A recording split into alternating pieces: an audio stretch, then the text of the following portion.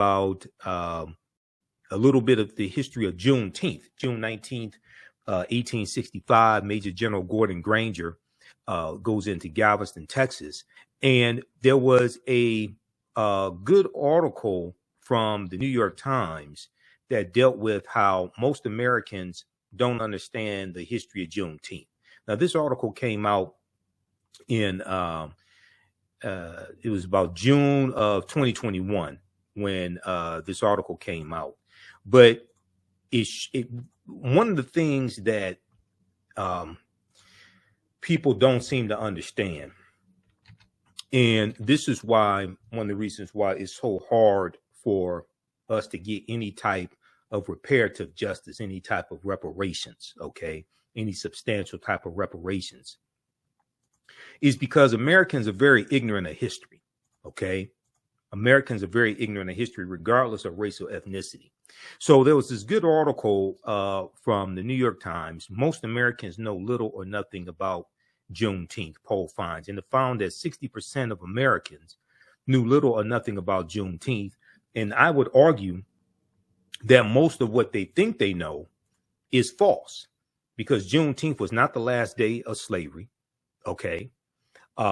Because June 19th, 1865, when Major General Gordon Granger delivered General Order Number 3 in Galveston, Texas, and then he and his troops of almost 2,000 Union Negro soldiers go all throughout Texas to bring Texas back into the Union, okay, because Texas had seceded from the Union. Well, the 13th Amendment is what legally frees the slaves and what legally ends chattel slavery in this country. The 13th Amendment was not ratified until December 6, 1865, when Georgia ratified the 13th Amendment. Okay. The Emancipation Proclamation did not free the slaves. That's January 1st, 1863. And in the class, we look at it, and I tell people to go to archives.gov and read the Emancipation Proclamation, or go to loc.gov, Library of Congress website, and read the Emancipation Proclamation, because it specifically tells you that the territories that are in rebellion, those territories that belong to the Confederacy, those slaves would be free if those territories did not come back into the Union by January 1st, 1863. But it gives exceptions. It gives exceptions to the border states, Maryland, Missouri, Kentucky, and Delaware. They were allowed to keep their slaves. Okay. Maryland did not abolish slavery until November 1864. Okay. And that had to be put on the ballot. They had to vote on that. The Emancipation Proclamation did not free the slaves.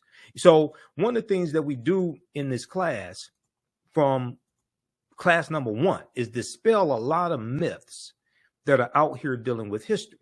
Okay. If you read, this is an article that we look at in the class. The not quite free state, Maryland dragged its feet on emancipation during the Civil War. Now, this is from Washington Post, September 13th, 2013. Interestingly enough, September 13th is the day before September 14th, 1814, when Francis Scott Key wrote The Defense of Fort McHenry, which was a poem that became known as the Star-Spangled Banner.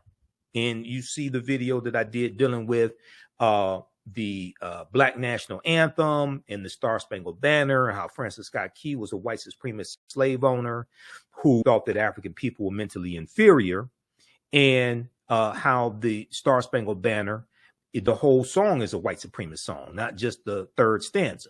Okay. But the vote was, the final vote was 30,174 in favor of freeing the slaves to 29,799 against. November 1st, 1864, Maryland slaves were declared free only a few months before Congress would approve the 13th Amendment abolishing slavery. Now, this is almost 2 years after the Emancipation Proclamation. So there's a lot of this history in mainstream media that I hear being repeated during Juneteenth, all this stuff that's just false. Now, Juneteenth is very important. It's very important that Juneteenth became a federal holiday. One, that's the only federal holiday that acknowledges slavery. Okay. You do have Emancipation Day, which is April 16th. Okay. But that's recognized not as much. That's largely celebrated in Washington, D.C. Why is April 16th significant? April 16th, 1862, that's when the Compensated Emancipation Act of 1862 was signed into law by President Abraham Lincoln. It passed Congress, passed the House, passed the Senate. It was a bill sponsored by an abolitionist, Senator Henry L. Tyler, out of Massachusetts. But this bill abolishes slavery in the District of Columbia, and slaveholders in the District of Columbia were paid reparations of up to $300 for each slave that they own. Okay. And as Tremaine Lee on MSNBC talked about Thursday, February 22nd, 2024 on Alex Wagner's show, and he has a podcast dealing with reparations on MSNBC, MSNBC's website, and dealing with podcasts. You had a few, maybe 5 or 6 African Americans who owned slaves because they bought family members out of slavery in the District of Columbia, and they collected on reparations also. Now, the slaves were never, those slaves that were freed were not given reparations. Read this article here from this is from Senate.gov. The Zen Education Project has one, but the one from Senate.gov has more information. Okay. Senate.gov is the official website of the U.S. Senate. Landmark legislation, the District of Columbia Compensated Emancipation Act. So I hear people misstate what happened. And I hear people say, I've been on panel discussions, and, you know, I've been on, you see me on Roland Martin Unfiltered on Fridays. I've been on, it's been over 3 years. I started October 20th, 2020, and been on almost every Friday since then. I hear people say, oh, slave owners were given reparations during slavery here in the U.S. The slaves weren't given anything. Okay. This only applied to the District of Columbia. This is why we have to do more research. And this is why a lot of this stuff floating out here dealing with reparations, don't take this the wrong way. A lot of this stuff, Senator Henry L. Wilson, I should say, Senator Henry Wilson, a lot of this stuff is not going to go anywhere.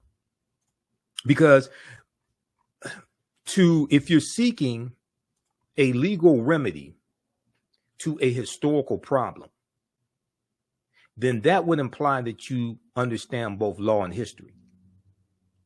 And unfortunately, a lot of people pushing this stuff dealing with reparations don't understand either one. And I can listen to them and tell that. A lot of this stuff is not going to go anywhere. They don't know how to make legal arguments. And the other thing is, as we deal within this class, and also in the second class that I teach, dealing with history from 1800 to 1968, race-based policies are illegal at the federal level based upon Title VI of the 1964 Civil Rights Act, Section 601, non-discrimination and fairly assisted programs. Nobody wants to have that conversation. Okay. But if we look at this very quickly here, landmark legislation, the District of Columbia Compensated Emancipation Act. On a visit to Washington, D.C. in 1836, the site of a slave auction held in the shadow of the Capitol, the U.S. Capitol, convinced future Senator Henry Wilson of Massachusetts to, quote, give all land to the cause of emancipation, end quote. So he's elected to the U.S. Senate in 1855. This is 6 years before the Civil War begins, April 12, 1861. Senator Henry L. Wilson became a leading voice for the abolition of slavery during the U.S. Civil War. Okay, so make a long story short, the bill passes the House, passes the Senate. Okay, and then President Abraham Lincoln signs it into law, April 16th, 1862. The bill freed enslaved people in the District of Columbia and compensated slave owners up to $300 for each person, you know, that they own that was being set free. Now, the Hartford Daily Courant, Courant, celebrated that, quote, not a slave exists in their shackles have fallen, never to be restored, quote. In the months following the enactment of the law, commissioners approved more than 930 petitions granting freedom to 2,989 formerly enslaved people. DC Emancipation Day has been celebrated in the District of Columbia since 1862. Just 5 months later, September 1862, we know that was the preliminary Emancipation Proclamation, September 22nd, 1862. The Emancipation Proclamation was a military strategy that Lincoln used, and the purpose was to bring the South back into the Union. Okay. All right. Now, so read this here at Senate.gov. Senate.gov is the official website of the U.S. Senate. So there are 80 to 100 articles that we look at in the class. We go deep into this history. Okay. And in the second class that I teach on Sundays, we have that class starting up in June. Black resistance movements from the Haitian Revolution, U.S. Civil War, Civil Rights Movement, Black Power Movement, 1800 to 1968. We focus in on that period of history and get deep into this history also. Okay. All right. Now, so we look at things like Juneteenth briefly to dispel some of these myths. Be sure to follow us here on our Facebook fan page, The African History Network, my YouTube channel, Michael Imhotep, Imhotep. Follow us on our social media platforms as well. On Twitter and Instagram. We have the information here on the homepage of our website, AfricanHistoryNetwork.com. You can also register for the 10-week online history course that I teach, where we deal with thousands of years of history and what leads up to the transatlantic slave trade taking place. This is a class that I created the curriculum. I've been teaching it since 2017 on and off. Ancient Kemet, the Moors, and the Ma'afa, understanding the transatlantic slave trade, what they didn't teach you in school. So the class is discounted to $60. We're going to do about 12 class sessions, including the first session, which was the overview. We have the class lesson plan here for all 10 or 11 class sessions as well. So you can see the type of content that we cover. You can download the class lesson plans here as well. So we deal with thousands of years of history and what leads up to the transatlantic slave trade taking place. We look at some ancient African civilizations, not just ancient Kemet, but also Kush, Ethiopia. We look at Great Zimbabwe. We look at Hannibal Barca and Carthage. We talk about the African Moors as well. We have a preview of the class here also. So you can register for it. Click right here to register for the class. We do the sessions live. All the sessions are archived and recorded, so you can go back and watch it anytime. So a year from now, 2 years from now, you have full access. You can go back and watch the entire course. Okay.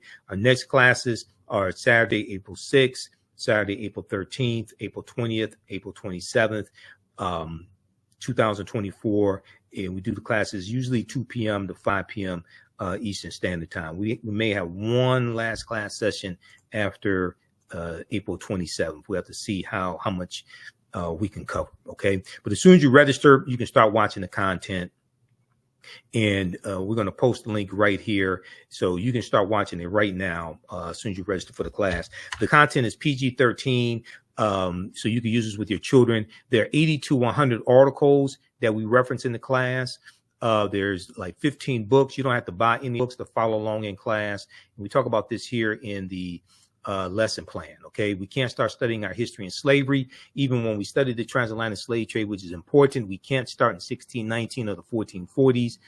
When the Portuguese get involved, we have to deal with hundreds of years, deal with the 800-year occupation of Europe by the Africans known as the Moors, also deal with some of the history of the Khoisan who go all around the world.